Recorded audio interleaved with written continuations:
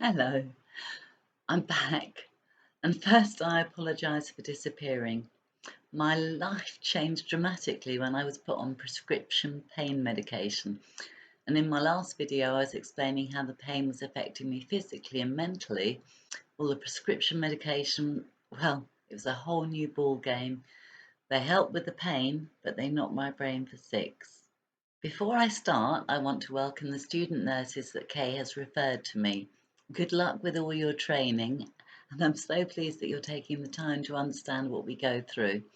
Not all patients are as talkative as me, and they may not tell you what they're going through, or what they're feeling, or if a particular treatment or cream is comfortable or hurting. And there's so much more to living with this dreadful affliction than you'll hear about during the time that you spend with your patients. So hopefully this will give you an insight. And to have an understanding nurse is actually life-changing for us while we're going through this. So please ask me anything you like. And if you don't want to ask me publicly, my email is livingwithalegulcer@gmail.com, and I'll write it below.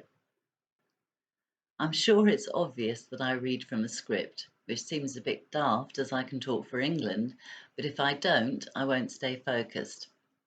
After doing my first read through, I found that I actually struggled and I got confused and tongue tied.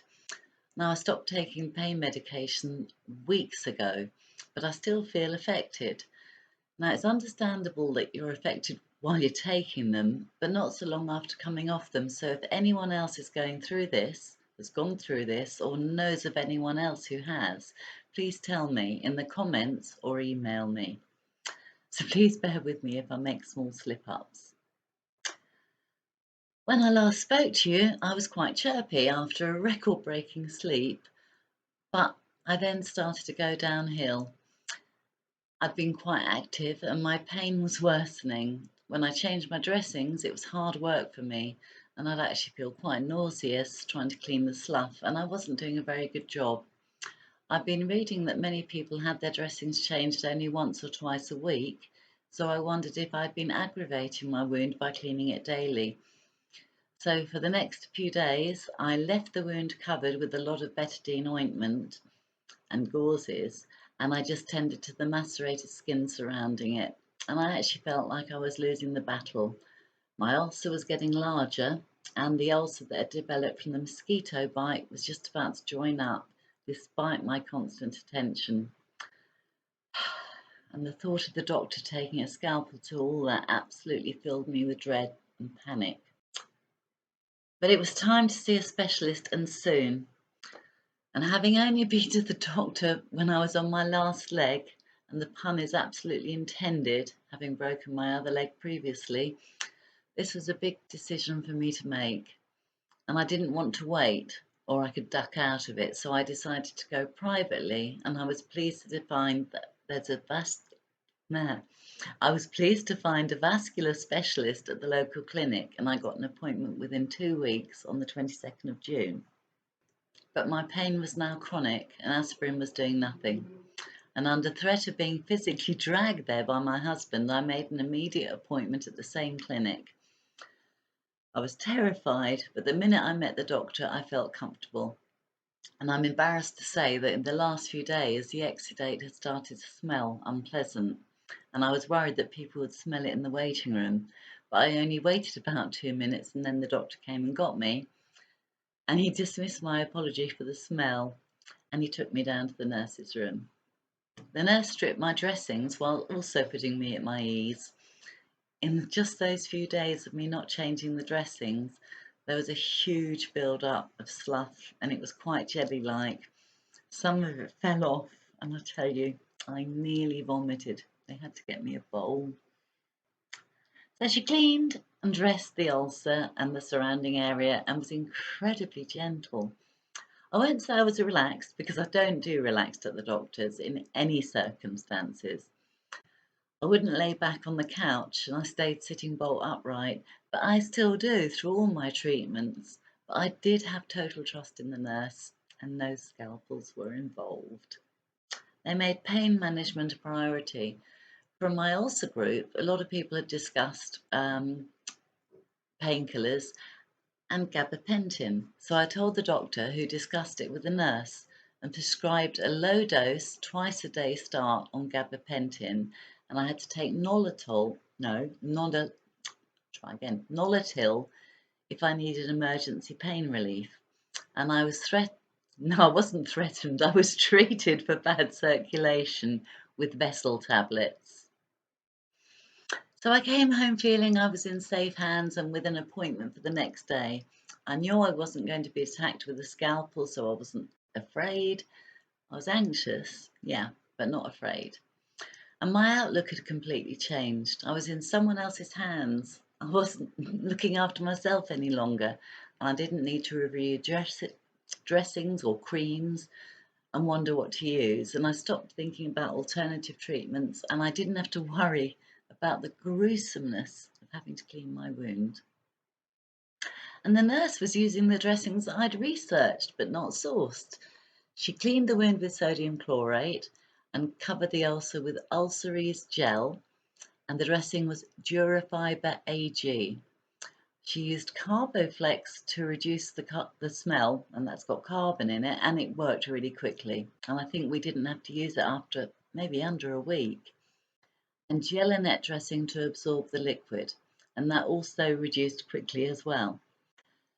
The creams to help with the macerated skin were Carena, spelt with a C, and Variadhesive Hydrogel. And the ulcer was dressed with layers of gauzes, and I was bandaged from my knee to my toes with deep bandages, whereas my own dressings had been to about an inch above and below the ulcer and with small bandages. So that is something that you need to consider. And now I only had to deal with the pain. Since mid-May, I wasn't able to elevate my leg for longer than about a minute without searing pain and unbearable pain, so it just was not possible. But the gabapentin and the one Nolotil a day weren't helping, and I wasn't able to sleep. Well, who can sleep with this pain anyway? And I was sleeping upright on the sofa. Now, the clinic had a small hospital unit, and the doctor had wanted to admit me for 4 days to put me on emergency antibiotic drip and to get my leg elevated, but goodness knows how they would have done that. It really was impossible.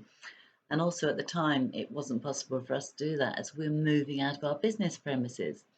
So the doctor understood that, and he put me on double antibiotics. And I'm going to attempt to say it, but I'll write it underneath. It was fluxcloxacillina azevedos, and I had to take 500 milligrams every 6 hours for 16 days. Huh. So we continued with our move, and although my husband did 90% of the work, I tried to help, and that involved walking. Now, he wouldn't allow me to walk up and down the stairs, but along the corridors was okay. So it's bad news to be told by the doctor and the nurse that I mustn't walk, and I wasn't to put any pressure on my leg. So I had to use a stick because I had to carry on. Until now, I'd been living a life as normal as possible, and even though it really hurt to walk and I was often reduced to tears while I was cooking, I had continued to walk as much as I could because the original doctor had told me to walk, walk, walk. So this seemed wrong. We were still moving when my specialist appointment was due. I was convinced I'd got a venous leg ulcer and that my circulation was the first thing to be treated. I didn't have diabetes, and my ulcer didn't look like any of the arterial ulcer images that I'd seen. So I postponed the appointment so we could continue with the treatment and finish the move, which was hard when I wasn't supposed to be walking. I was having daily cleaning and dressing changes with the doctor looking in, and he was due a day off, so he told me that the doctor I'd see the next day had a better knowledge of ulcers than he did. And she put me at my ease, but not for long because she prescribed me with a daily injection to boost my circulation. Big, big needle phobia. I had to go and get my prescription and return immediately for the nurse to inject me with the first one. I guessed it was going to be in my backside, and I joked with her about a big soft target, but actually it goes into the hip, where there's much less flesh, and it hurts, and I was due another 20. I was now due to see the specialist on the 22nd of July, which meant continuing the daily treatment as far as possible and to try and walk as little as possible. By the 17th of July, I was taking 300 milligrams of gabapentin a day 3 times, and often a Nolotil and or a paracetamol. I still couldn't elevate my leg, but the pain generally was significantly reduced. But in exchange for less pain, I was losing my mind, and I'll save that for another day. I'll be back soon to tell you about my specialist appointment and the result, which, well, I can only say was a real shock to me, and something you should all know about so you don't end up in intensive care like I did. And extra knowledge for any nurses watching. If my nurses had known about this, things could have been different. So thank you for watching. I hope you will like and subscribe so that other people will find me more easily in their searches. And I'll see you soon. In the meantime, if you can, put your feet up and get well soon. Bye bye.